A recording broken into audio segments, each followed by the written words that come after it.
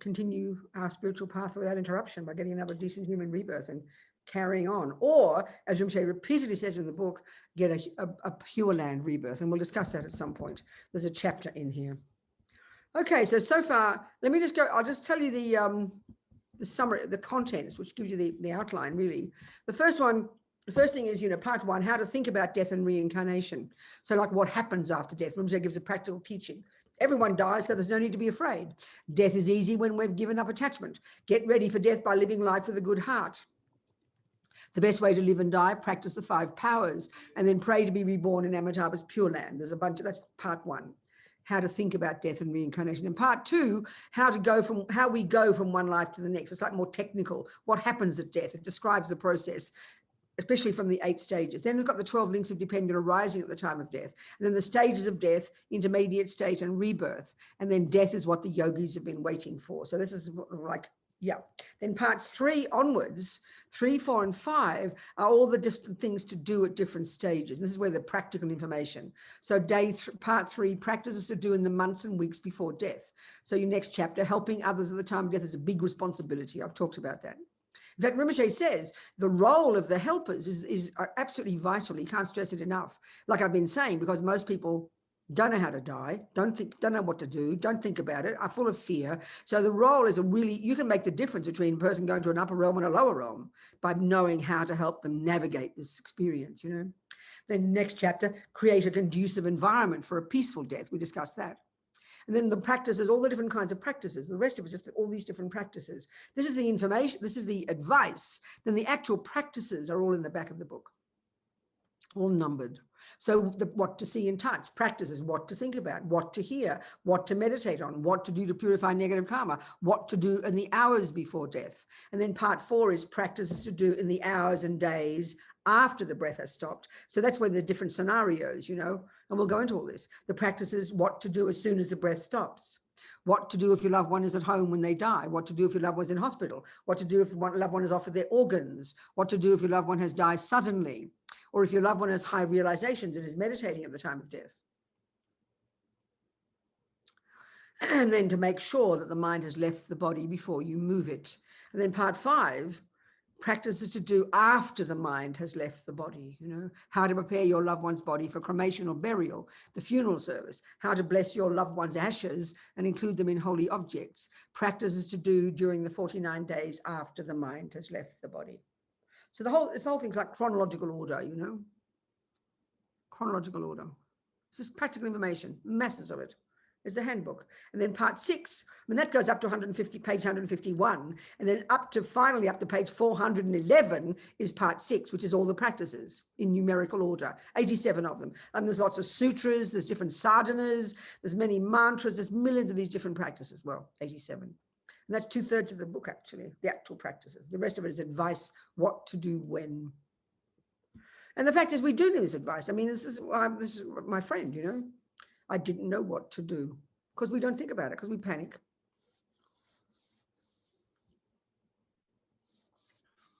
Okay.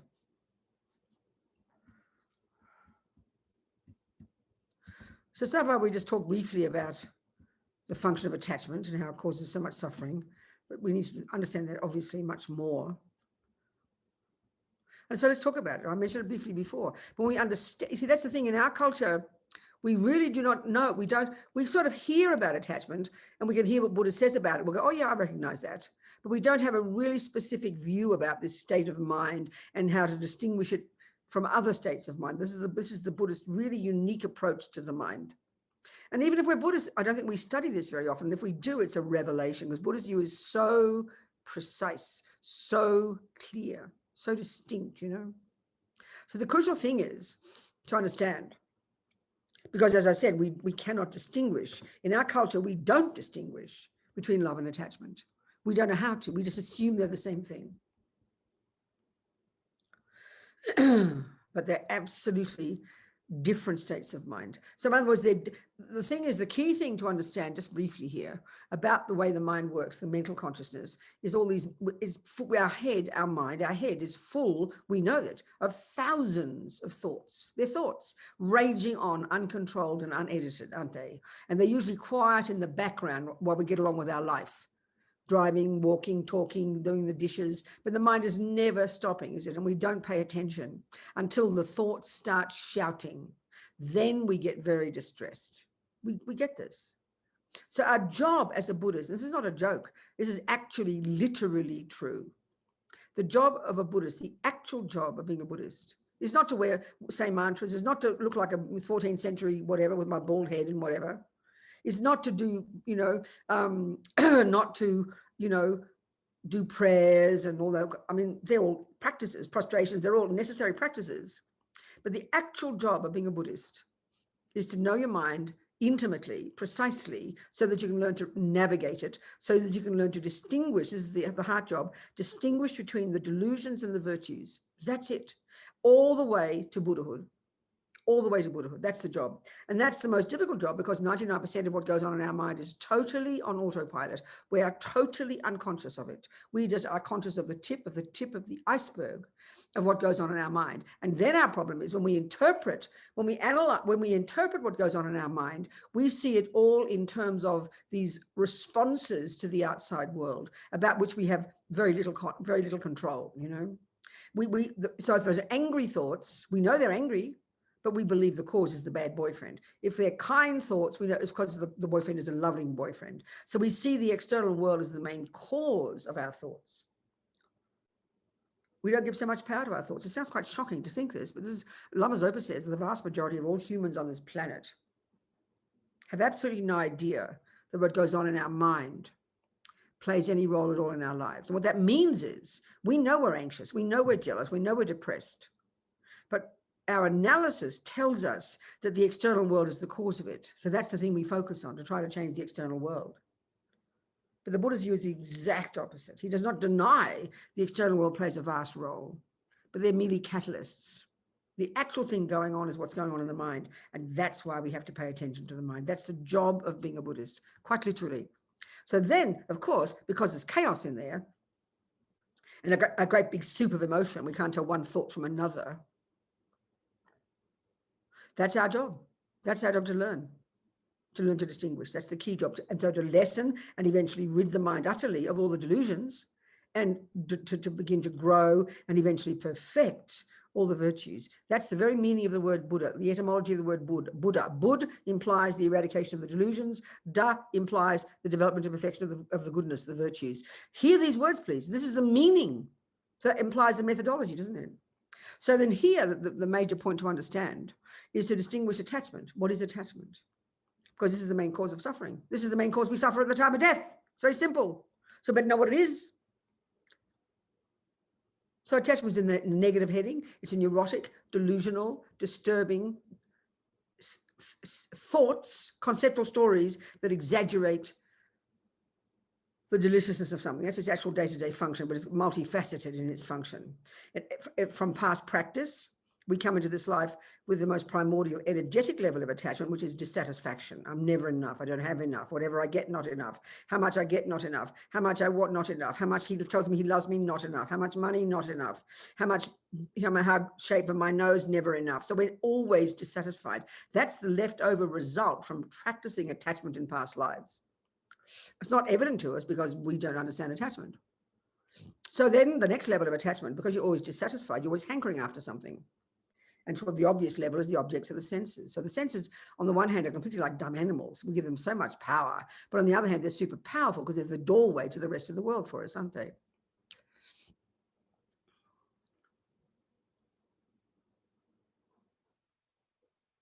So then attachment is always, hungry. It's emotional hunger, basically. Never enough. Always hungry, emotionally hungry. So then what's missing? So naturally you start to look at the objects of the senses. Maybe that'll do it. Maybe this will do it. Maybe that'll fill me up. Whatever our karma is, it'll be this or that or this or that. So then the function of attachment also is multifaceted, as I said before, in the sense that one, it's always thinking about the past. Two, it's always wanting something more. It's never satisfied, always thinking this, thinking that. Another function of attachment, which is kind of interesting, it's not evident to us, is this never-ending conceptualizing about things, never-ending talking, analyzing, thinking about this, that, and embellishing. Because the key function of all the delusions is to embellish.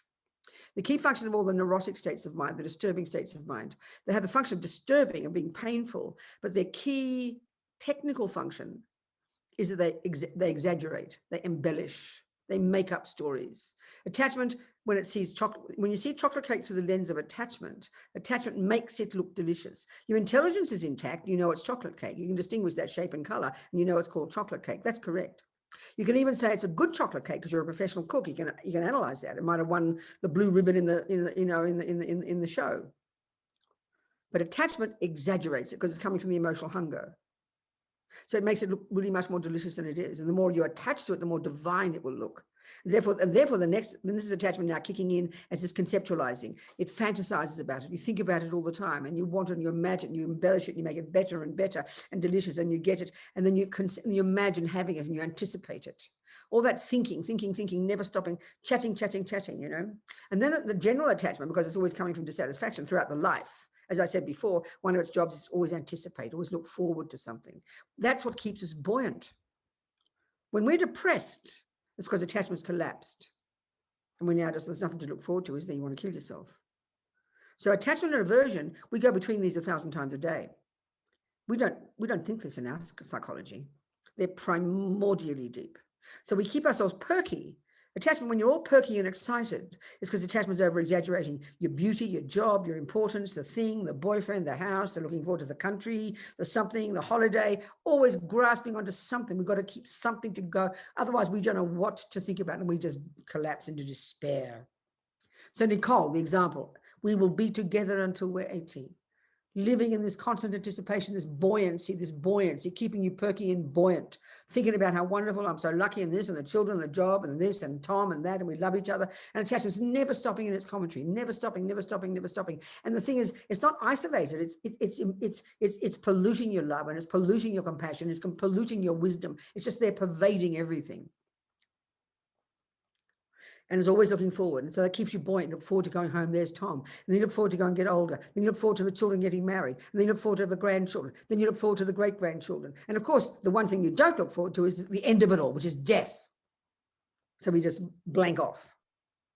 So it's always perky, always thinking about the future. And when there's nothing to think about, when Tom leaves you, you crash into despair. And now there's nothing to look forward to. And that's what depression is, and hopelessness. It's aversion, which didn't get what attachment wanted any longer. We run between these the whole time. So attachment exaggerates. And attachment, we're desperate to be happy. We all want happiness. We all don't want suffering. This is the fundamental drive of all living beings. Something huge that Buddha talks about. So being happy is a feeling, simply a happy feeling. We've got happy feeling and unhappy feeling. There's only two kinds. Well, there's a third kind called neutral. Forget them. The word used feeling in Buddhist psychology is not to do with like emotion. There's simply a pleasant feeling, unpleasant feeling, or neutral feelings. We only have those three kinds. And they're neither virtuous nor non-virtuous. There's attachment, which is this hungry, neurotic, I-based, fear-based, fantasy, never stopping, holding on, grasping, fantasy, thinking, anticipating. Then you've got aversion, which is when attachment is thwarted and it stops getting what it wants or doesn't get what it wants. So that becomes either violent anger, annoyance, upset, despair, irritated, annoyed, upset, or then eventually depression. And then there's nothing to look forward to. That's why there's so much fear at the time of death, because primordially we guys instinctively know now there's no longer anything to anticipate. That is why there is so much fear. That is why. Because we've died 1,000 million deaths. We just can't remember. But the fear is built up and is primordially imprinted in our consciousness. So that's why to think about death, to confront it every day and learn to just embed it into your daily life, and it becomes something natural. It transforms your entire life because now you're realistic. Now you're in touch with reality. And then you change your behavior because you know you don't want to die with misery. But attachment is the primordial reason for so much fear, because finally there's nothing to look forward to. Now, in the Bodhisattva path, in the different stages of practice, got the lower scope practice, which is like the first stages of the Hinayana practice, controlling your body, controlling your speech. Therefore, there's no wriggle room there. You just do not you do not continue, you learn to harness the behavior of the servants of the delusions. You don't follow anger and punch people. You don't follow attachment and jump on every boy you feel like. You don't follow, and lie and steal and kill. You try and harness the servants of the delusions. So you begin to calm your behavior down, which then begins to help you calm your mind down. That's very powerful. Then you get to the next level of practice, second scope, I like to call it high school, which is the second stage of the Hinayana practice, the wisdom wing. And now you start to work on the mind, and now you begin to get renunciation. And crucially, you learn to understand attachment and aversion and all the other delusions. But crucially, attachment, it's massive. Lama Yeshe says, I can tell you about attachment for one whole year. You won't begin to understand it until you've studied it, and then we're going to build up something deep inside by practicing. It's huge. It's just a cute word for us in our culture, but it's vast and primordial and necessary to understand. If you understand attachment the way Buddha talks, you understand Buddhism. You understand what Buddha is saying. You understand why you suffer. If you don't, you're just confused, So now in the Bodhisattva path, having harnessed your body, speech, and mind, now, as Rinpoche is pointing out, you can use attachment. It's skillful means at the time, for people who, at the time of death, as I mentioned briefly before. But here, before we even get to using it, we've got to understand how it causes suffering. When you understand that, then you'll know how to help, how to work out what is in that room of your loved one, if you're the boss, to know who to bring in, who not to have in, to be really, you'd be understanding because you know what attachment is. So like I mentioned it briefly before, like people in the old people's home, and they just have all these television on, they're drugged out of their brains because it seems to keep them peaceful.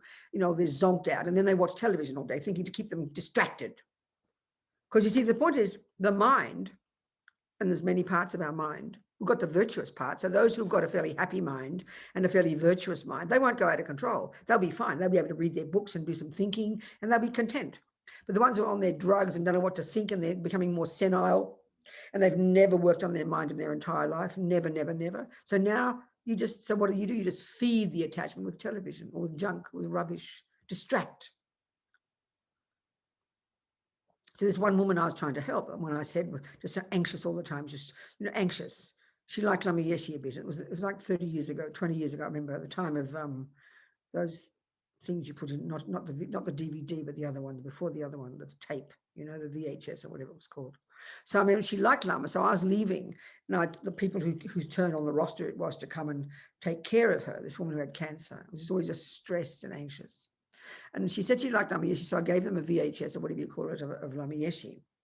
So all the time they'd have television all day on for her. So her mind was just, because this is the point about attachment. Attachment is desperate to find an object. Look at your mind. Look at when you're sitting there and you're you're distressed.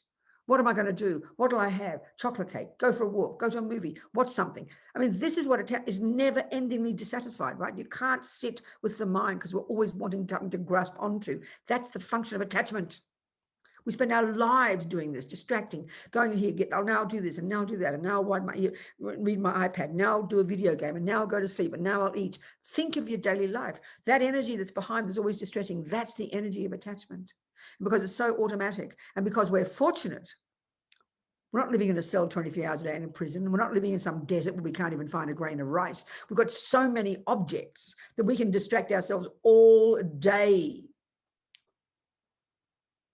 Now I'll have food. Now I'll read my iPad. Now I'll watch my television. Now I'll do this. Now I'll sit down. Now I'll stand up. Now I'll go to sleep. Now I'll have a nap. Now I'll go shopping.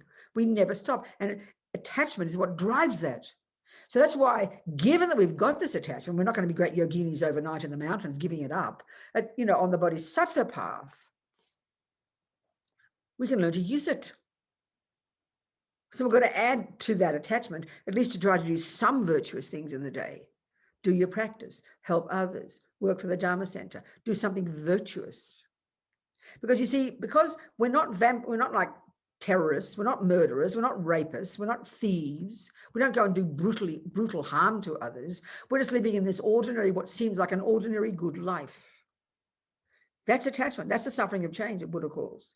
But because we're fortunate from past karma that we have nice houses and nice things, we mightn't be the richest people on the planet, but we have plenty of things. So we can distract, get our attachment, we'll jump onto 1,000 objects a day. And we'll think we had a productive day, cleaned the dishes, did that, swept the floor, walked out, did shopping.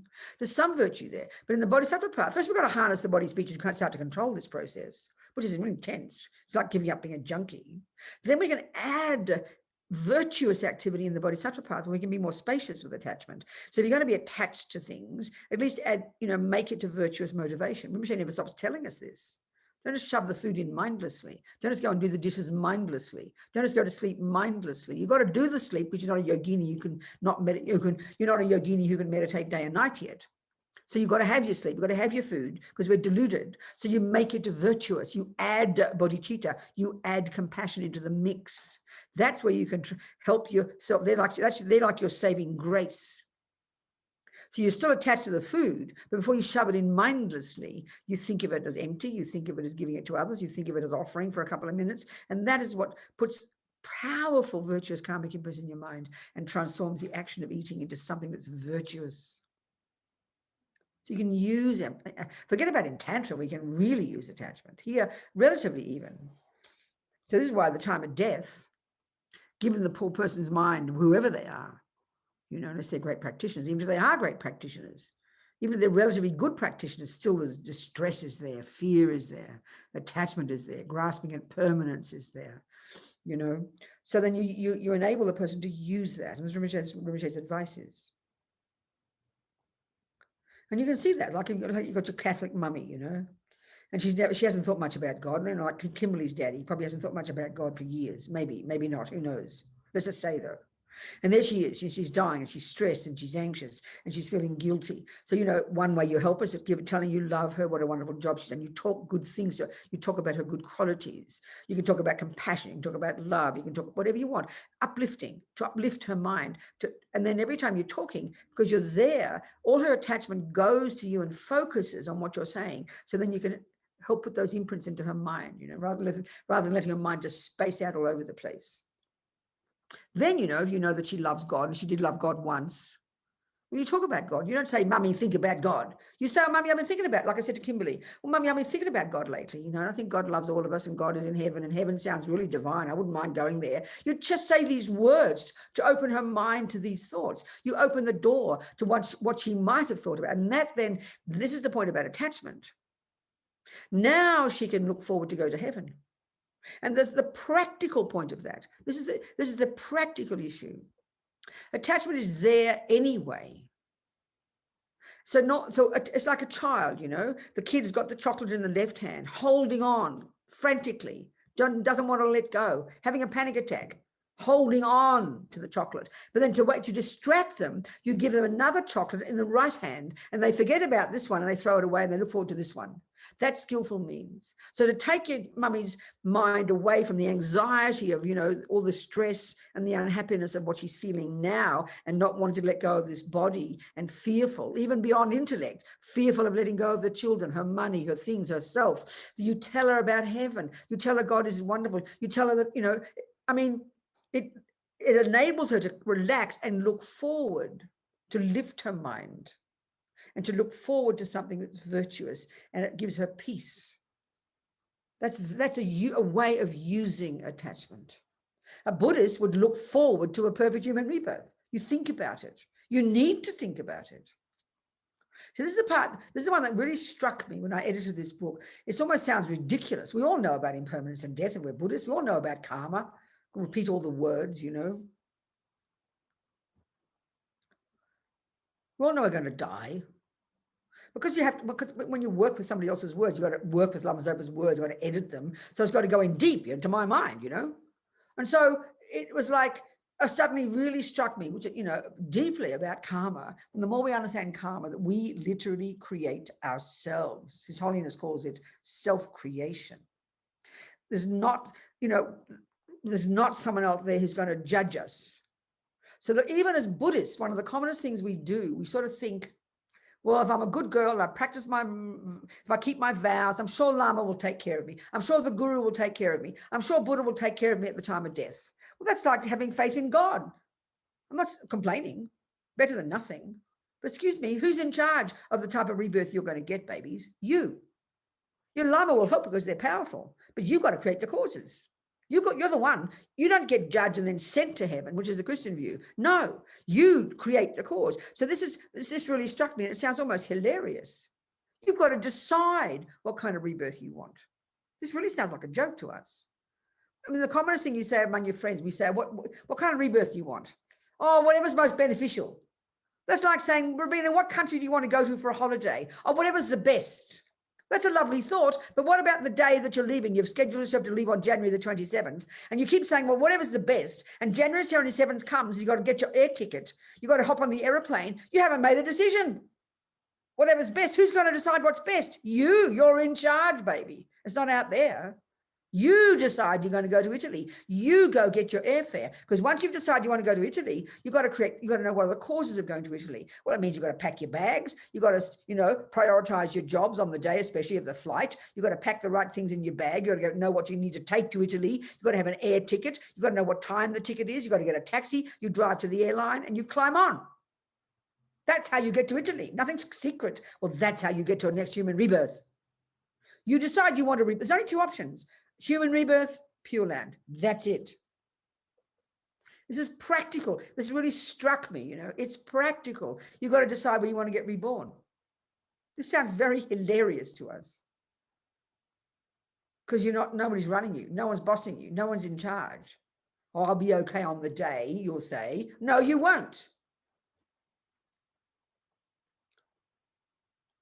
It's a very interesting point. So there's two options for the Buddha.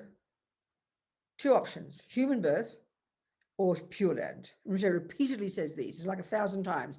Those words. Get a perfect human rebirth or go to a Pure Land.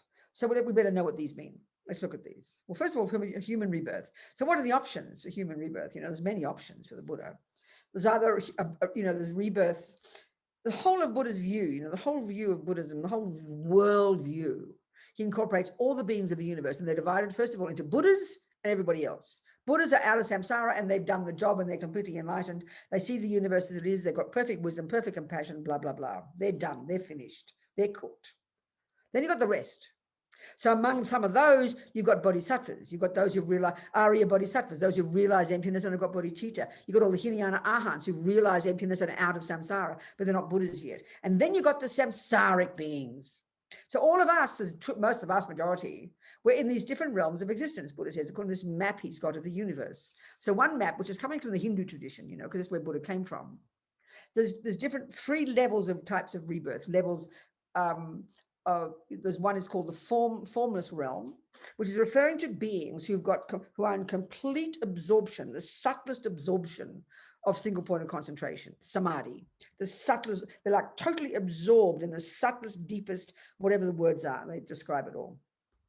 So as far as that method is concerned, that's liberation, not for the Buddha. They haven't cut the root of ego grasping. They're out of the grosser levels of there's 3 levels in this one. There's a formless realm, form realm, and then the desire realm. And in the desire realm, you've got 6 suburbs. The blissful ones, like the gods, a couple of gods, the humans, and then you've got the animals, the pretas, and the hell beings. There's this spectrum of joy, bliss to intense suffering. In the desire realm, we're there. Then you've got the form realm, who are slightly, more subtle, and the formless are the most subtle. But that they're still in samsara. Then the criterion is you've still got ego grasping that clings to an inherent me.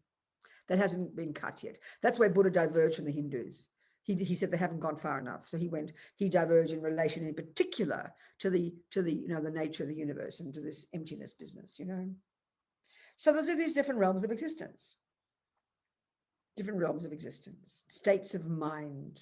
They're all mental, with a certain level of physicality involved. So we're in the desire realm, which is, desire is another word for attachment. This realm of existence with all these different realms, the 6 different suburbs, if you like, all the way from on the spectrum of bliss to the most intense, unbelievable suffering. So so in terms of bliss and happiness, the God realms are definitely superior to the human. There's far more bliss. Your bodies are made of subtle light. You know, your 4 elements in the Vajrayana, they describe how we're made up of the 4 elements. And that's our physical nature. So if due to much virtue, due to lots of goodness, you program your mind with goodness, with virtue, but not necessarily in a spiritual path. So, okay, could be if you're a Christian.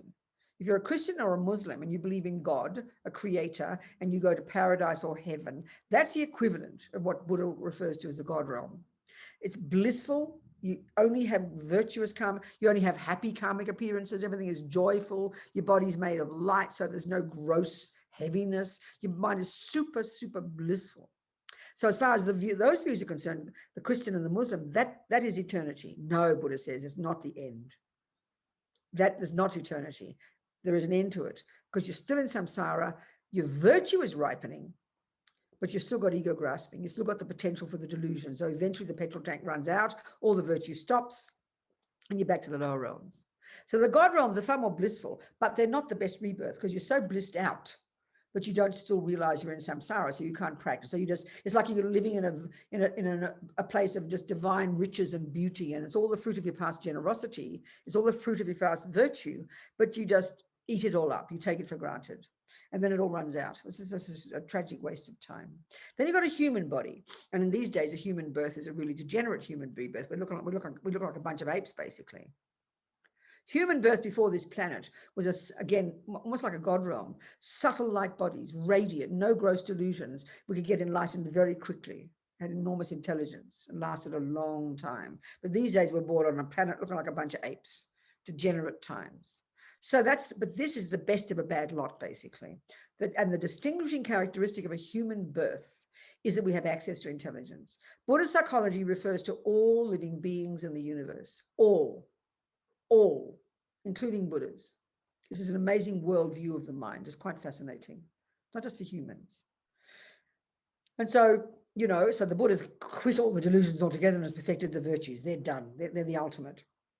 Then we have got, at least as a human, we are experiencing the fruit of virtue. We get the cause of a human body. This is why the time of death is so crucial. The cause of a human body is non-killing, specifically in particular. The conscious, intentional action of non-killing. The refraining from the heaviest of harming, which is non-killing. That's the cause, the karmic cause of getting a human mummy. So we need bucket loads of those karmic seeds in our bank vault, such that at the time of death, the way we die virtuously and peacefully will enable a virtuous karmic seed of non-killing to be triggered, which will then, at the time before we stop breathing in our past life, that programmed us already to go to our present mummy's human womb. So we need bucket loads of non-killing karma just to get a human body. Then we need bucket loads of generosity karma, giving karma, just to have access to anything. So we can see one of the great advantages of the way Atisha talks about a perfect human rebirth is we've got amazing conditions. If we look at the world, we can see we're part of the 0.001%, not rich, fortunate. We've got reasonable intelligence, reasonable sanity, a reasonable body, you know, in all the virtue, access to our intelligence and virtue. We've got reasonable conditions that enable us to get some money so we can even have the luxury of spending time to do and think about things that will, you know, perpetuate our human birth and keep moving on our spiritual path. All of this comes from our past virtue. So the human body is still a crummy birth. Look at the pain and suffering. Look at the craziness of humans. But it's definitely, of all those rebirths in desire realm, it's the one that's useful. The happiness in the God realms is infinite more. It's the fruit of bucket loads of virtue. But we're so blissed out, we can't see that we're still suffering. The human realm, we've got enough suffering to remind us it's not so hunky-dory, you know. What a funny phrase. I never say that. But God knows where it came from. Imprints in the mind, you see. Just popped up. So the human birth is the best to aim for. So you don't want an animal birth. Why? If we take the view of Buddha's view of the mind, all beings have got the same potential. All hell realms, God realms, Hitler's, Mother Teresa's, Mr. Trump's, and you know what, all have the same potential. All can become Buddha. All have got the same potential. We've all got the same model of the mind. But in the God realms, you're blissing out with all the result of your past virtues. You're just full of attachment. You're completely blinded. In the human realm, we've got enough suffering to remind you it's not so perfect, so you can access your virtue. That's the key function. That's the key characteristic of a human birth, access to virtue and intelligence. But look how hard that is. Look at the crazy humans, you know. Unbelievable. That's the miracle if we can do it.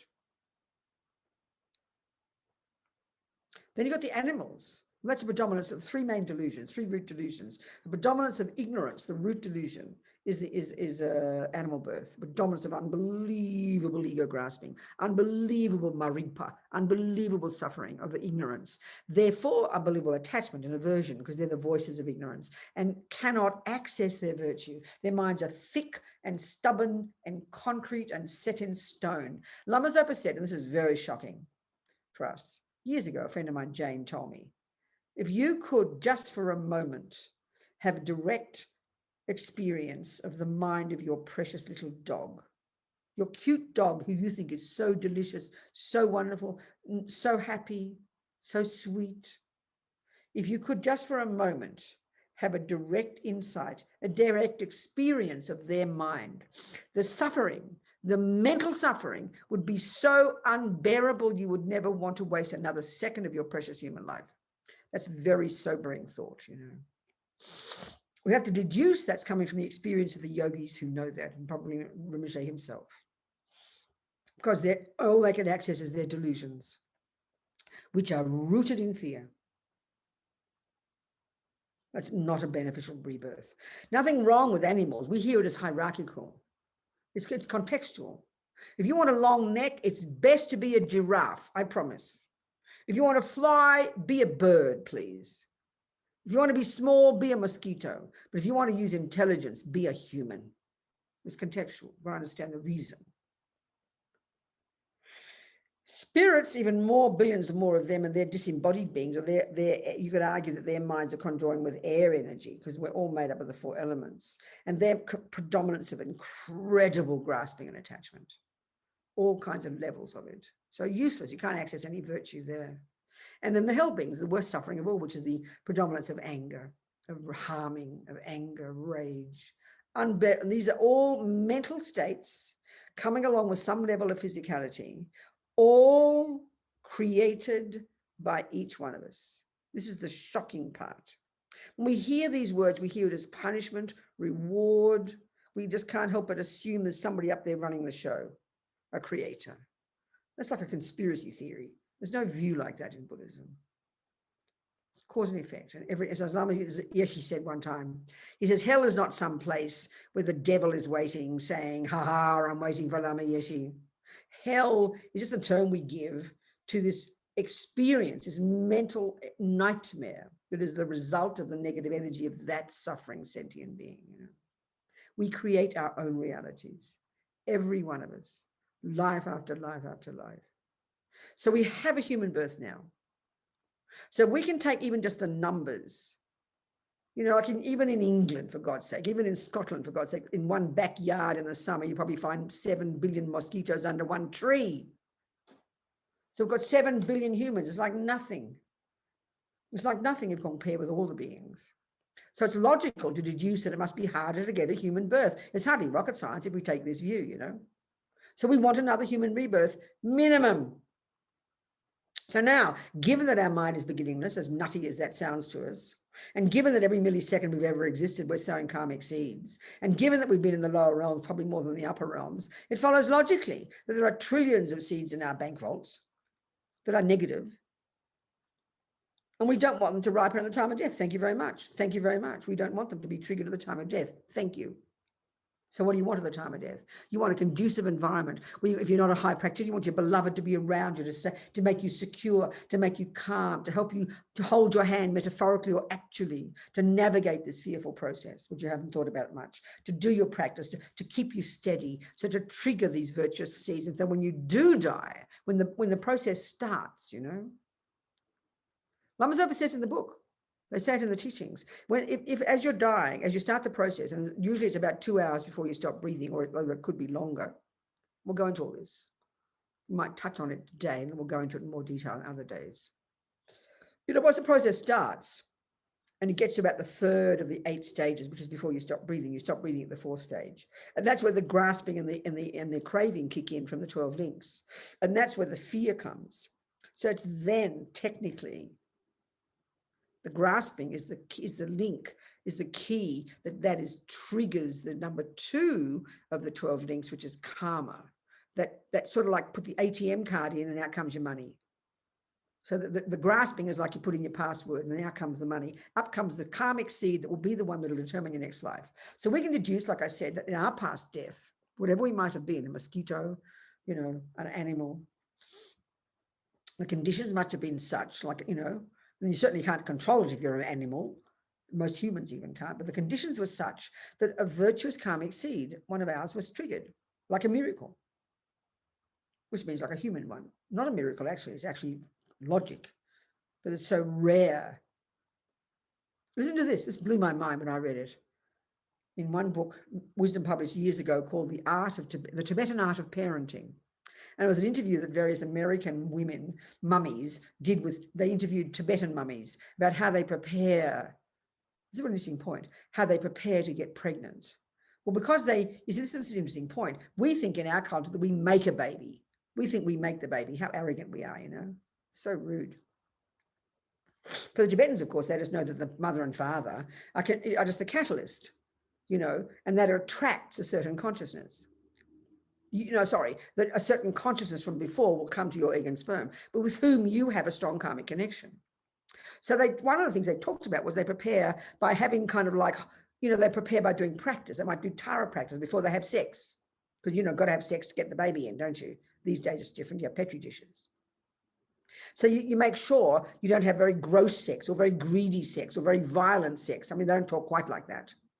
Or drunk, because that can only just trigger, you've got karma with different people. That can attract a very negative consciousness. You don't want that. Look at that. It's not being moralistic, but look at the human realm. We're going downhill fast. More and more craving, more and more grasping, more and more delusion, more and more violence, more and more. Where do you think it's coming from? People have sex and it attracts a certain consciousness to come. Well, what kind of consciousness are we attracting? If we're sitting there being greedy and grasping and jumping on each other and then on somebody else and don't even remember it because we're so gross, because we don't understand attachment. We don't understand how it causes suffering. So we're kind of dragging the human race down fast. More and more delusion, more and more suffering, more and more depression, more and more anger, more and more violence. Attracting people who've got those tendencies in their mind. Think about it. So they try to have holy sex. I'm being very funny here, but try and get my point. But if you have sex that's not greedy, not grasping, not violent, not just like drunk or on drugs and you don't remember anything, you're conscious. You're conscious. You've done your Tara practice. You've made aspirations to attract, a really good consciousness to come to your womb. It really makes sense. It's rooted in ethics, So anyway, in this book, it's hilarious. This one Lama said that at the time, a male and female humans are having sex, billions of consciousnesses that have recently passed away. Now think of that. There aren't that many humans. So it's clearly from all the other realms of existence, billions of consciousnesses that have recently passed away that are in this so-called bardo or intermediate state, and I'll describe that later. Billions of consciousnesses that have recently passed away are all hovering around trying to get in. That's intense. And we got in. We got the egg and the sperm, we got the human mummy. That to me is intense. If it's true, that's powerful. It shows it's not easy to get a human body, And that's why if we take think about the perfect human rebirth, you'd never want to waste it for 1 millisecond because it's like you've won the lottery, you've got this jewel. We never think this way because we've got so much attachment, we're just miserable. Fat, ugly me plodding through life. No understanding at all, So it's like a miracle for a human seed to be triggered at the time of death. That's why the conditions need to be so conducive. That's why your role for the monkey, for the dog, for the ant, for the little mouse in your kitchen, for your pet, for your grandma, for a baby, it's the same. It's the most powerful thing you can do for that person in their life. If you're going to help a person in their life, that's when they need you most. This is the logic of it,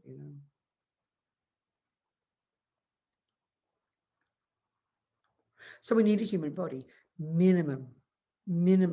So what are the causes? You have to know. If you want to go to Italy, you've got to know what the causes are, for God's sake. Don't just cross your fingers and want to go to Italy. That's the first step. Now, that is the first step. This is powerful. Lama Zopa says everything exists on the tip of the wish, the thought.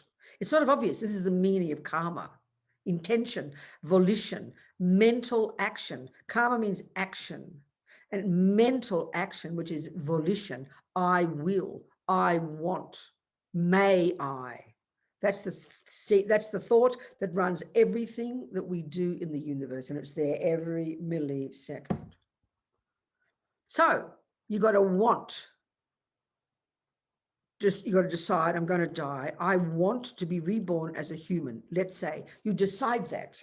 This sounds hilarious to us. But then what do? Well, you got to find out what the causes are, just like getting to Italy. You got to really want it.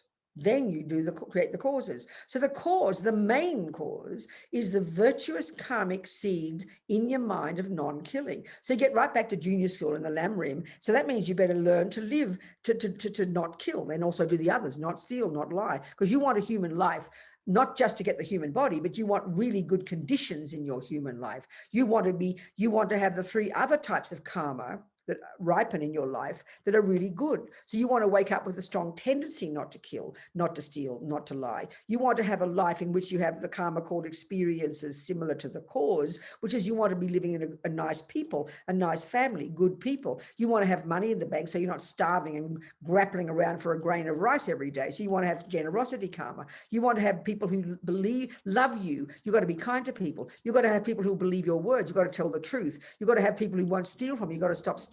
So that's why the fundamental starting point is good morality, that abide by the laws of karma, live according to the 10 non-virtues. And then you would take refuge, and then you would live in vows, and vows will hugely put atomic bombs under your tendency to kill, steal, lie, and will cause you to drop karmic seeds of non-killing 24 hours a day into your bank vault, because the power of vows is such that every second you're keeping them, you're ticking over virtuous karma. You can't get ahead of the game without living in vows. Being good is not enough, Lama Zopa says. Vows are so potent.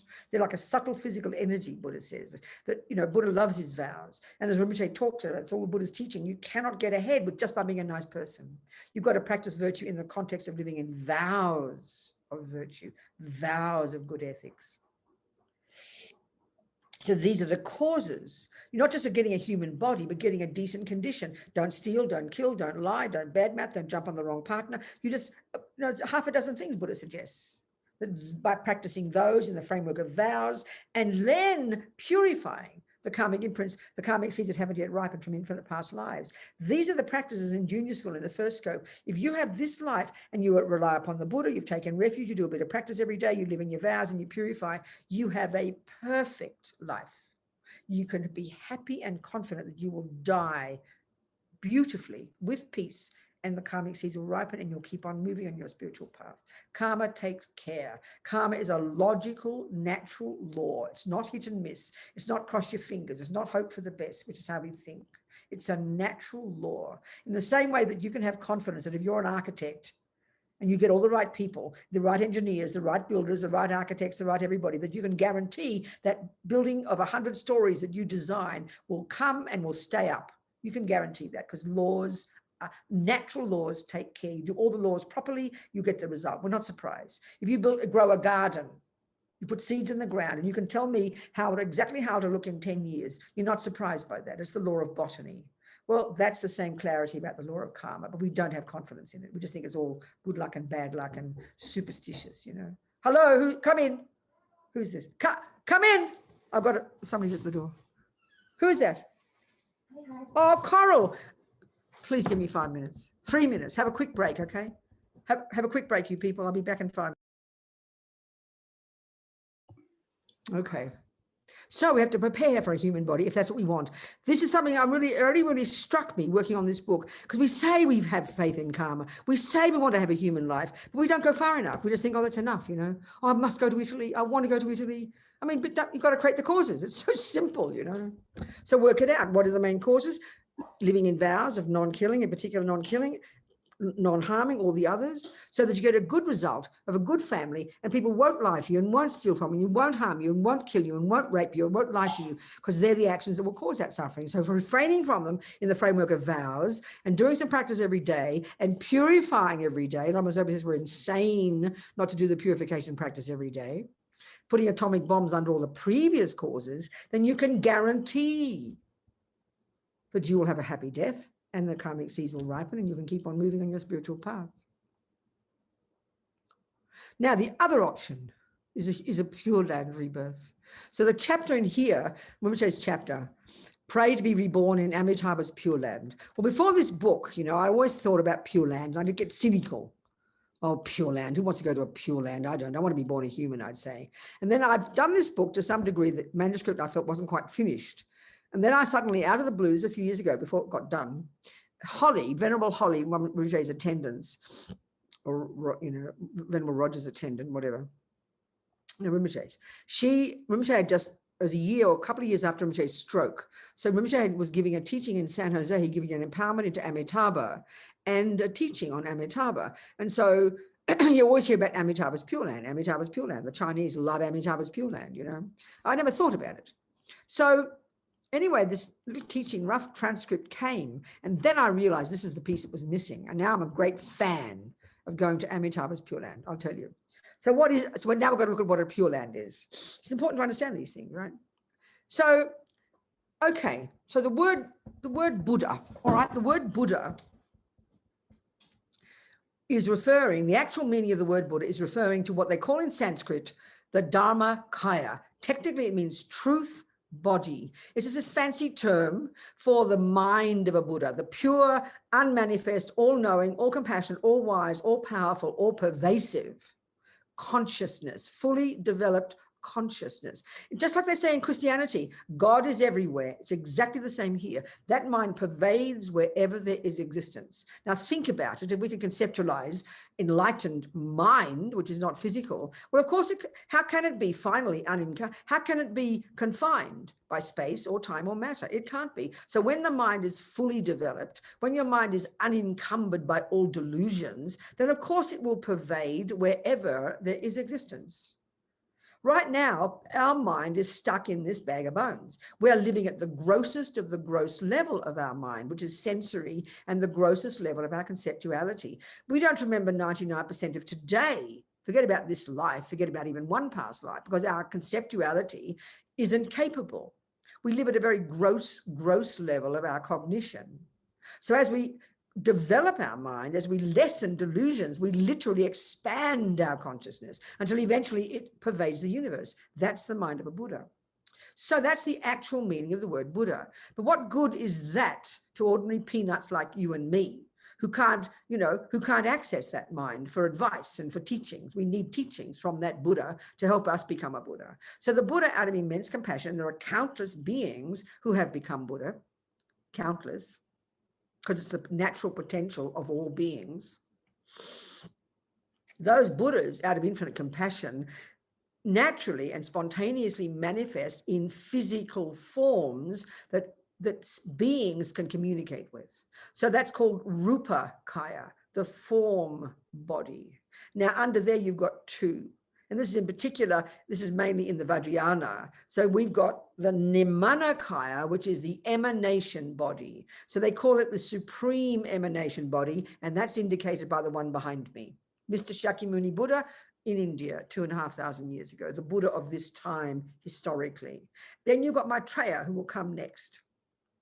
So this is a body that we can see, isn't it? If you'd lived in India at that time, you would have seen this sadhu. You wouldn't have seen he was a Buddha. You're not clairvoyant. He would have said he's a Buddha, or he learned he's a Buddha, or people said he's a Buddha, but you wouldn't know that. You can't tell. He looked like all the other sadhus all running around India. The place was crawling in sadhus, these holy dudes, you know. And he probably wouldn't have had curly hair. He probably had regular hair like the Indians with this little top knot. So you wouldn't know he was a Buddha, but he was the Buddha's mind manifesting in the human body that spoke like us and looked like us, that we could communicate with. That's what we need most. That when you take refuge, that's the one you take refuge. That's the real one. You've got the absolute Buddha, which is the mind, but this is the one you need because you can hear the teachings and see him. That's a Nirmanakaya. But not only that, the Buddha also manifests in other Nirmanakayas, not the supreme Nirmanakaya, in any form at all, because these holy beings, these Buddhas, can manifest however they like, wherever they like. They can take any form and manifest their mind as a table, as a computer, as a person, as a dog, as an ant. And they're doing it continuously throughout all the realms of existence, manifesting in different forms and shapes and sizes for the benefit of sentient beings. Of course, you can't tell it's a Buddha because you're not clairvoyant. Now you've got another body, and we're now getting to the Pure Lands, okay? And this is depicted in Tantra. So, you know, if you've got the little sort of family tree of this Dharmakaya, then you're underneath it Rupakaya, then underneath got the two. Nirmanakaya, that's Shakyamuni Buddha, showing us how to become a Buddha. Then in Tantra, you've got Vajradhara, for example. And he's in the subtle light body. This is the Sambhogakaya, enjoyment body. This can be cognized only by the Arya Bodhisattvas. An Arya Bodhisattva, Arya meaning a superior being, a person who's realized emptiness, and the Bodhisattva.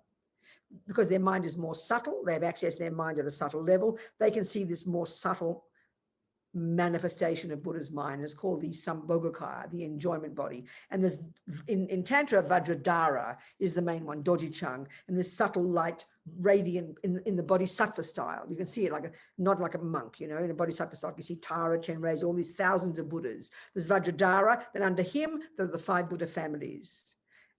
Amitabha, Vairocana, these 5 Buddha families, each of which is a manifestation of a purified delusion. This is from Vajrayana. And then under those 5, you have the billions of other Buddhas, all of them manifestations of different psychological qualities you either want to cultivate, like love and compassion and wisdom, or purify, like attachment, anger, jealousy, and you name it. They're all variations. It's basically psychology. They're all the Sambhogakaya. Now, look at us in our lives. There's 4 ways our karma ripens. One is we get a body, certain kind of body, for us a human. 2, we have in that body, we have a mind, and in that mind there are tendencies, you know, habits. That's the first way our karma ripens. It's called intentions or tendencies similar to the cause. That's why you have to live in vows earlier, and you have to practice morality and not harm others, and live in vows, and then purify. And that is the cause of waking up in this life, accessing your ability to, you're wanting to not kill, not steal, not lie, be kind, be virtuous, be ethical, don't lie, don't steal, don't kill. That's not just because you're good luck. It's not because your mummy's nice. You practice those in a past life by living in vows, you know. That's absolutely vital to have a mind that's programmed with good ethics. Then you have experiences similar to the cause. The next way our karma ripens is all the beings we communicate with in this life, how we're seen and treated by others. Look at our lives. We're dominated by other people in the world and how they see us and treat us. This is called experiences similar to the cause. So due to past killing, you will get killed. Due to past lying, people won't believe you. Due to past stealing, people won't pay their debts, or you won't get credit. Due to past whatever. So whatever those experiences are the fruit of our past actions. That's why it's crucial to live in vows and purify all aspects with the purification of all these negative tendencies, because you want good experiences so you can keep practicing. The next one's called environmental karma. And this is what I'm trying to get to here. Environmental karma, we don't just walk around living in the sky, do we? We have environments. And the way the physical environment impacts upon us, the way it appears to us, that's also the fruit of our past karma. So we think of killing, for example, the karmic result of killing environmentally, past killing from past lives, is that you always get sick, or you have a very weak body, and the food is polluted, and the water's polluted, and the physical world itself harms you. Well, look at COVID-19 right now. Look at it. We can't even kiss our sister. We'll get COVID-19 and die. So even our friends and beloveds are like a poison environment for us now. This is the collective fruit of killing the entire world at the moment. Dying now, young, from COVID-19, that's from past killing. But the environmental result is even the human beings are pollution. This is how heavy killing karma is. The whole world is experiencing this. So the environment, the result of killing, non-killing, is that whatever you eat will nourish you. I always joke about Warren Buffett, this mega rich American. He's only 90, he's mega rich, and he's famous for being very humble and unassuming and very generous. I mean, 10 years ago or 15 years ago, he gave his $55 billion to Bill Gates. I think he's made another $55 billion since, because he's got enormous generosity karma. But he's also very ethical, it seems, and very moral and very humble, seems like. But also, he's must have very good non-killing environmental karma. He's 90, and everybody says he's famous for having a very simple diet since he's a boy. His daughter, I wrote his biography, his daughter said, I've never seen water pass his lips. His diet exclusively every day, everywhere he goes, every country on the planet, every day, without exception, are cheeseburgers, some version of flavored Coca-Cola, and vanilla ice cream. That's his diet. And he's as fit as a fiddle, and he's 90. Now, you should look at that. You should question that. It doesn't make sense medically, does it? That's because he's got such powerful non-killing karma. First, experience similar to the cause, he's still alive, he hasn't died young yet. And second, environmental karma of non-killing, such that whatever he eats nourishes him. Anyway, just talking about the environment is my real point here. Now, Buddhas don't need a body and don't need an environment. They just got a subtle mind, but they only manifest in a body for our sake. So Shakyamuni Buddha lived like a human, acting like a human, pretending to be a human body so he could teach us, living in an ordinary environment. Now, what about the Sambhogakaya? With this subtle light body at a subtle level, ordinary people can't see them. They're manifesting at a subtle level of joy and bliss. So they need an environment too. They can't just float in the sky. So that's a Pure Land. Every one of these Buddhas has their own Pure Land. It's a subtle karmic appearance. If you're virtuous, then, you can be reborn in one of those Pure Lands, experiencing the teachings of the Buddha. You don't have a gross body, you have a body of light. Everything is radiant and blissful and joyful, like a God realm, but a billion times better. And because you have access to your virtue. Now, every Buddha has their own Pure Land. Every Buddha has their own environment. But as Lama Zopa says in this chapter, let me just read some of it to you. Page 31.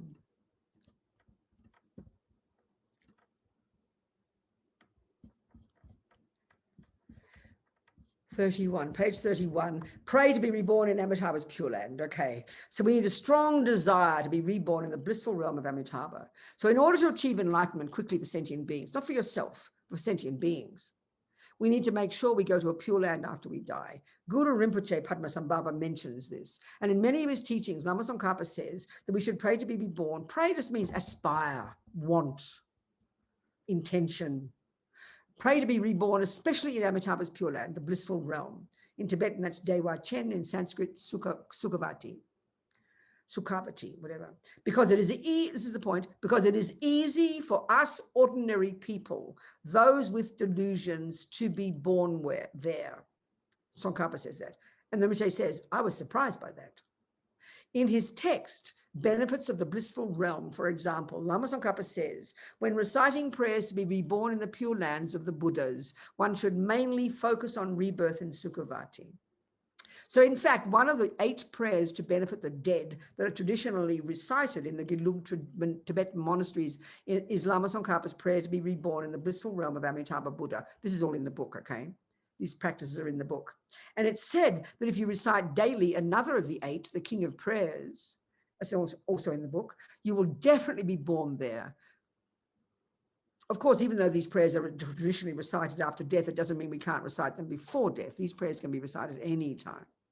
So it is not easy to be reborn in most Pure Lands. So there are numberless Pure Lands. In other words, as many Buddhas as there are, each of them has their environment. Each of them has got their little place. And if you have the karma, you have the karma to see them and experience that vision, that reality. It's a level of reality that's more subtle.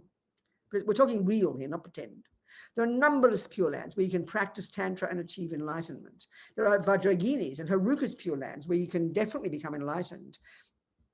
And there is Tushita, Maitreya Buddha's Pure Land. And of course, you can pray to be born in Shambhala, which is a place related to Kala Chakra. I mean, we said that there because the words are a bit vague from Rinpoche, but I think it's not technically called a Pure Land. I don't quite understand Shambhala, but it's like that.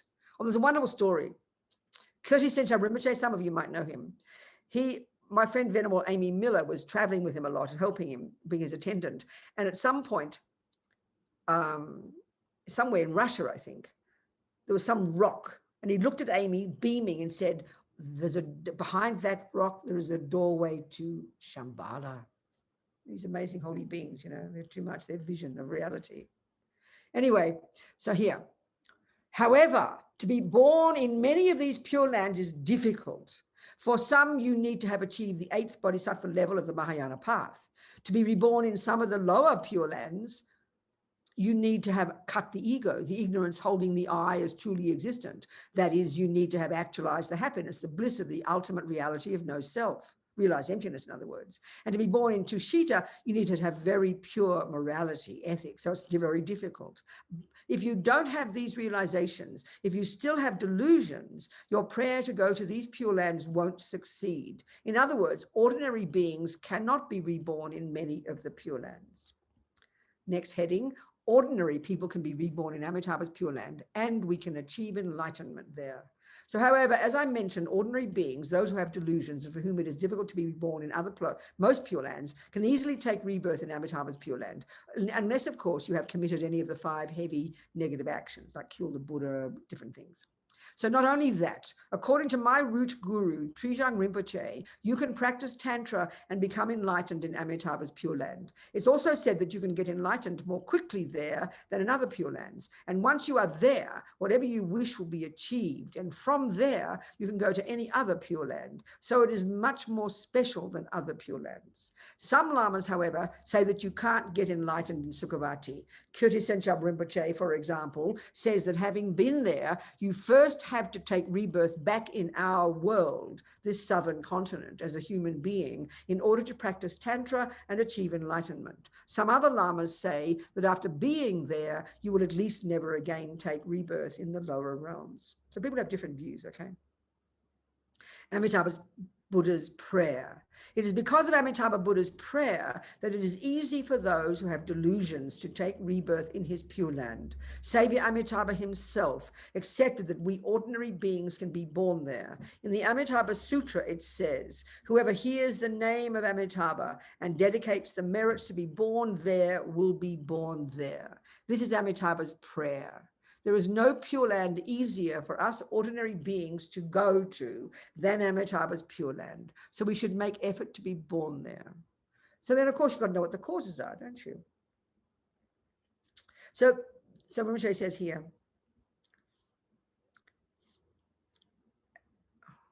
where is it? So so there are several causes. Obviously, like going to Italy, there are causes.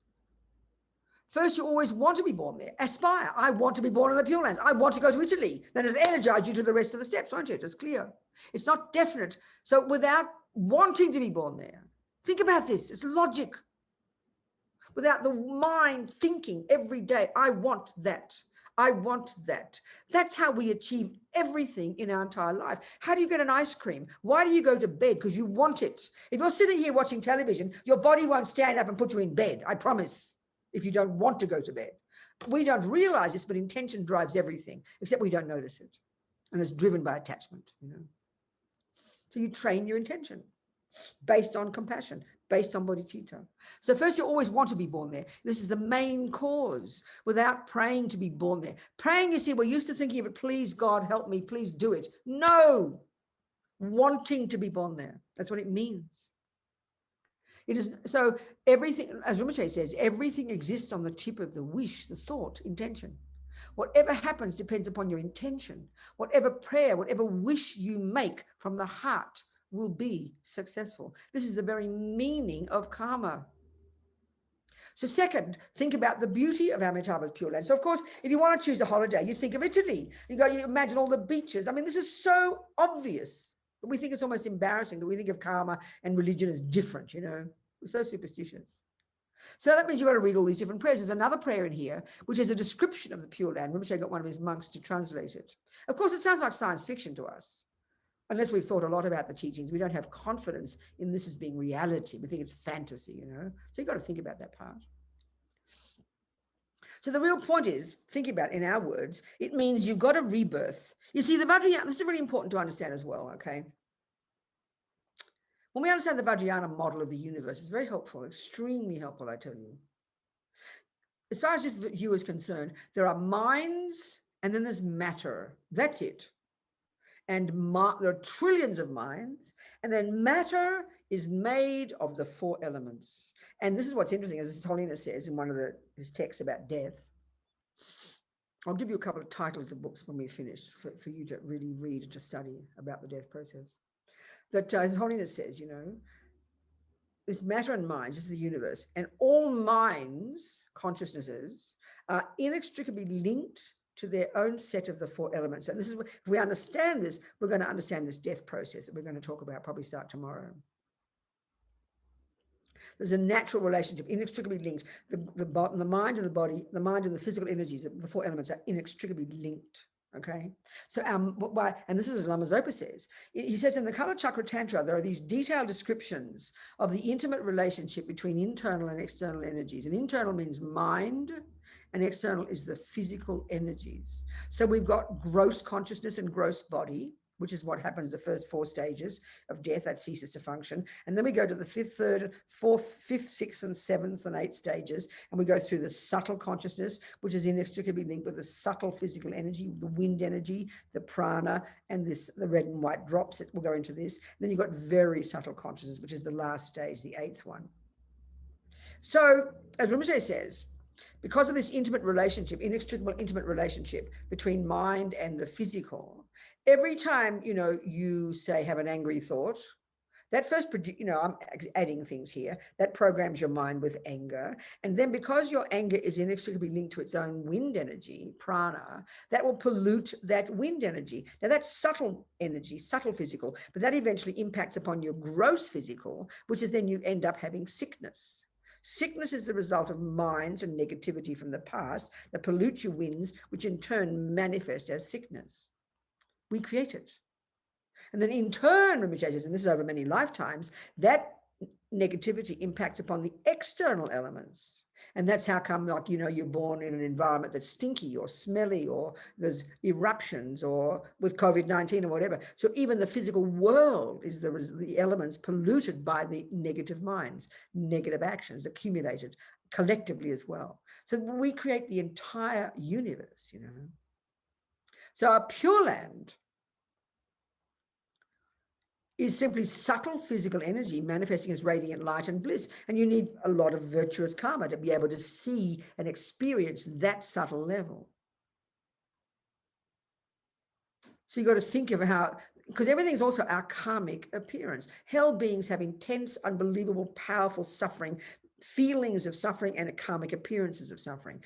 God, every being has both the mind and their experiences of the mind and the external world, whether it's blissful or suffering. This is the way the universe is. This is karma, all created by karma. Sentient beings ourselves, we've created all this.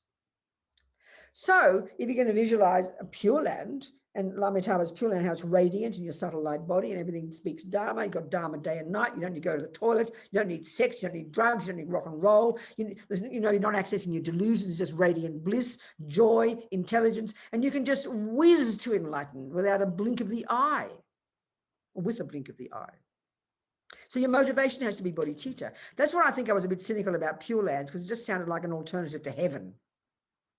I didn't want that, you know. So if you go with bodhicitta, it's just common sense.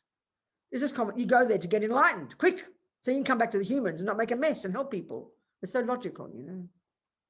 So now when I go to sleep every night, I've recited into my iPad this prayer to be reborn in Amitabha's Pure Land. It takes about 10 minutes to recite, maybe 12 or 15 if you speak slow. So when I go to sleep, I alternate. One night I listen to that, and I go to sleep, I hear it. Or the other night I listen to the King of Prayers, to put into my mind the aspiration to go to Amitabha's Pure Land when I die. So if I miss the plane to Amitabha's Pure Land, then let's hope I get the plane to a human body. And if I miss a plane to the human body, then I'm in serious trouble. You better do plenty of prayers for me, okay? So that's the plan. So, you know, when you work out where you're going to go, you don't have to worry about, if you never buy your air ticket and never sure when you're going to pack, the day comes you're supposed to get to the airline, you're going to have a panic attack. So you've got to prepare. This is so ordinary. It's so simple, but it's shocking to us to think that you've got to prepare for your future life. That's exactly it. You're in charge, baby, you know. So any questions about all this now, okay? About karma, the mind, Pure Land rebirth, human rebirth. Any questions? David, would you like to unmute yourself and ask a question? Time to go. My God, so quick. Venerable. David, you got a question? Good. Talk to me, my Yes, dear. please. Can't hear you, sweetheart. Put your sound up. Your thing is unmuted, but I can't hear you. You're unmuted, David. Just speak a bit louder, maybe. Can we hear David? Okay. Can somebody land and Joy do something? Or is it David has to do it, or just let him try? Steph, I can't hear you, Steph, either. And you look like you're unmuted, Steph, but I can't hear you either. So something's wrong. Oh, my volume's down. So now I'm okay. Okay, can you hear us now, Robina? My volume, yeah. You've been hearing me all. You've been hearing me all this time, right? Yeah, no, we've heard you. I would have said, lip reading. Okay.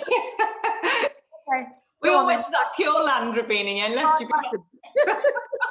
Go, David. Talk to me, my dear. Very. You've talked a lot about how to living in vows. Yes. I've taken the vows more times than enough, and you can guess where that's gone, can't you? No, I can't. It's a marvelous thing. Well, no, I mean, what I mean is I've not followed the vows. You mean you've been killing and lying and stealing and no, raping? I don't mean no, I don't mean that, but I do mean. Sorry. What do you mean then? If you've been keeping them, what do you mean? No, I've allowed them to lapse. I haven't concentrated on them. I haven't consciously lived in vows. Okay, I hear you. I hear you. So I do. My question to you, please, is how can I quickly and easily renew the vows? You have to find a person whom you have confidence in as one of your teachers, who's going to be, and you request them to give you, to renew your refuge and renew your vows. That's what you need to do. You need to choose the person that you know and have confidence in, and then you need to request. Thank you. All right. Thank you. Good, David. Good. And so keep your eye out, but either the center, maybe Land of Joy, might be having a ceremony with one of their teachers. Maybe they're going to request. That happens at the different centers, So just keep your eye open, but you be clear yourself, David, because the person we take them with, we need to have a confidence that we're going to we see them as one of our teachers. We see them as an example of the Buddha, and then we renew them with that person. We can take them with that person. So that's up to you to think about that and then request a person you know. Okay? Thank you. Good, David. It's a marvelous thing to do. Yeah, fantastic. Okay, what else? Thank you, David. Alina, would you like to unmute yourself and ask your question? Yes, Alina. Hello, darling. It's the same question as David's. Because we have been in Corona and we might be for a year at least, is it possible to take refuge online if a teacher a teacher is able being different people. I mean, the Geshe here, for example, at the center where I am in Santa Fe, won't do it online. His Holiness gives it, Lama Zopa gives it, and I've taken an example from Lama Zopa because he's given me permission to give refuge and lay vows, and so I do it online, yes.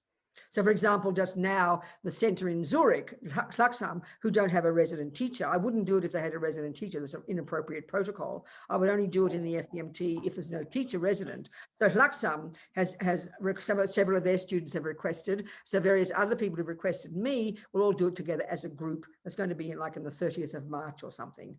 So that will do it that'll be online, yes. And if we were, because I'm working for the center in Copenhagen. Good, if we were to propose you, to approach you, should I just write you? And because we don't have a resident teacher here either.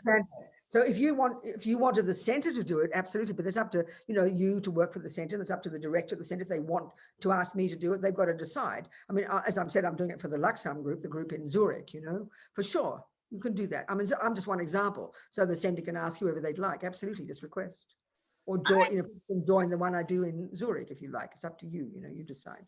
Okay, I will relay the information to the other people working with me. That's great. Thank you. Good, sweetheart. What else, people? Any questions about this Pure Lands and all this business? No. David, is that your hand again? No, he's just fixing his volume, I think. Okay. Okay, go. Any other questions? Oh, Barbara, Venerable Barbara, would you like to? I can see your waving hands now. Sorry, love. Yes, Venerable Barbara. I put the wrong thing up first. That's okay, I've got you. Venerable Robina, I'd just like to ask, Can it's maybe a silly question, but can you fall back from a Pure Land? Can you use up all your karma?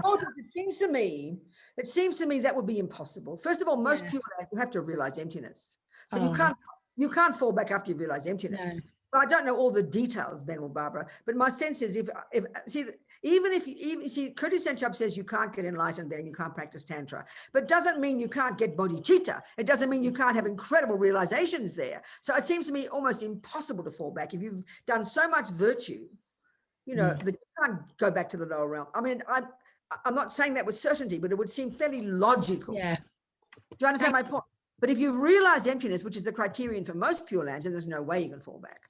Maybe Amitabhas, maybe you get born in Amitabhas because of incredible, but Rinpoche says the cause is to bodhicitta. So you can't treat it like an equivalent of heaven because there's no bodhicitta there. It's just wanting to be in bliss.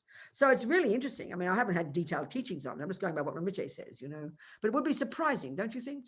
Yeah. I mean, it doesn't mean you get enlightened there. No. But you can get realizations there, surely. I mean, it seems like, doesn't it? Wouldn't you Yeah, think? it does. Yeah. Yeah, it's a good point. What else? Thank Pete? you. Okay, darling. Thanks, Barbara. Olia, would you like to unmute yourself, maybe put your video on so Venerable Robina can see you and ask your question? Okay, talk to me, darling. Olia? Yeah, thank you very much. Sorry, it took me a bit of time. Sorry about that. Sorry, sweetheart, you talk. Good. Yeah, thank you, dear Robina. You mentioned that there are causes to get to the Pure Land. Yes. And you mentioned that one cause is to wish every day to be there. Are That's there the first step. other causes then? Yes, to no, I get- didn't finish. The other one, Rinpoche said, is to encourage you to want to be born there. And again, it's exactly the same as the analogy of Italy. The more you think about the beauty of Italy, the more likely you'll want to go there, the more likely you'll think about it, and the more likely you'll create the causes to go there by buying the air ticket. Well, here the main cause has to be to want to go there, to think about the beauty of it. But of course, bodhicitta, Rinpoche says you must want to do for the right reason. You want to go there so you can get realizations and get enlightened to benefit others. And actually, Rinpoche, I think he gave this teaching soon after his stroke. So I remember he said, he seemed very tired. He said, I can't think of any other reasons. I'm sure there are some more reasons. So he just gave those three. But to create the cause, you've got to have morality and lots of virtue and morality, living in ethics and keeping your vows. It's got to be based on bodhicitta, and it's got to be wanting to go there. So aspiring very strongly, very strongly, very strongly to want that rebirth so you can get enlightened, so you can benefit others, and seeing the delight in it and getting your mind excited about it. I mean, quite literally. But if it's a human birth you want, nothing wrong with that either, because you want to they always say, want to be born a human so you can be helpful to others. So you can get enlightened as well as a human. So wanting it, and that helps your mind program throughout your life. It really makes it easy. And then at the time of death, you've programmed your mind in wanting that. You've lived your life in living in vows, which is the cause of it. You've had your bodhicitta. So when the death comes, it's more comfortable. It's more easy going because you've programmed your mind all your life. Thank you very much. Yeah, good. What else, people? It's time to go. Look at this. Noon, gone like a dream. My God, so quick. Any more questions? We can do more tomorrow, but certainly more questions. Any more questions today? I'm very happy if you have any. It's now 7 p.m. you people. Yeah. No more questions? That'll do for now, Steph. What do you think? Okay. Do you want the prayers, the dedication prayers? I think put them up. Yeah, we'll finish. We'll just do our little prayers. We'll delight in our activities together for 3 hours, listening, thinking, analyzing, contemplating all these thoughts, how to die well, how to live our life well, how to help others. So we can continue our rebirth, so we can carry on practicing our spiritual path without missing. So, okay. So I'll say it in English first. So when I'll put it in my words, I'm going to put it in my words, okay? Just think strongly in your heart. Due to the virtuous karma of listening to these teachings, think about this, that every thought we've had in this 3 hours, we put seeds in our minds, so be delighted. So due to all these marvelous karmic seeds that we've planted by listening to these teachings, may we become, may they ripen as our Buddhahood, so that we are capable of leading every single sentient being, without exception, to that state. Gewadi nyudo dag lama sange drubgone drowa chikyang malupa de sala gopa shog. And the second little prayer Thinking, again, thinking, may this amazing attitude called bodhicitta, this marvelous, which we haven't talked about yet, this amazing aspiration to become a Buddha and to never stop sentient beings, may it, where it hasn't been arisen in the minds of others, may it arise in their minds, and where it has arisen in the minds of others, may it grow and grow and grow and not diminish.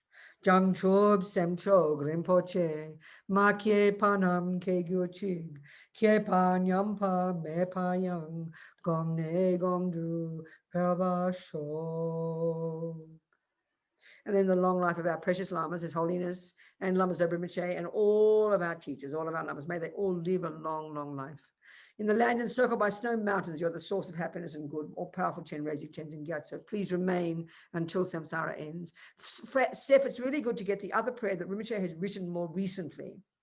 There's another prayer that he's written more recently. Yeah, the dictate. Yeah, I'll there you go. See if you can find it tomorrow. It's okay. I'll have a go. Yeah. Yes, and then Rinpoche, long life for Rinpoche. And if it's not your Lama, that's okay, but just think of your Lama. May all our Lamas live long, because we need them badly. They're like the representation for us of the Buddha, you know. You who uphold the subduer's moral way, who serve as the bountiful bearer of all, sustaining, preserving, and spreading Manjunath's doctrine, who masterfully accomplishes magnificent prayers honoring the three jewels, Savior, myself and others, your disciples, please, please, please live long. That's it, I think. Thank you, darlings. So happy. Thank you for having me. And all these thoughts, keep nourishing them, keep practicing, keep moving with confidence, one step at a time. Have confidence, and we are in charge, and we want to continue to practice. We want to understand impermanence. We want to be prepared for death, and we want to help others. The most precious gift we can give. Thank you, darlings. Much love. Thank you, Steph. So kind. Thank you so much, Venerable Robina. Thank you.